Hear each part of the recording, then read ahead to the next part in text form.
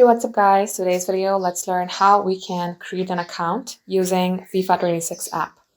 So if you launch your application, you will not be able to see the option of create a new account.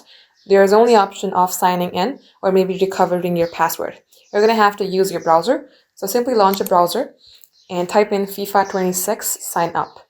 You will see FIFA ID registration, but that is not the correct link.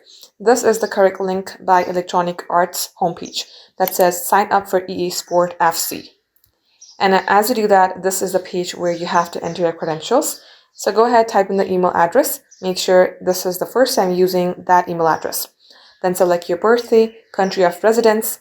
Check this here, then tap on sign up. Make sure that you type in the correct information like your country of residence and email address is correct. And likewise, follow the on-screen prompt and then you will be able to sign up to this account. In case you already have an account, you may go ahead and tap on sign in and get logged into your account. This is how easy it is to create an account. Thank you for watching.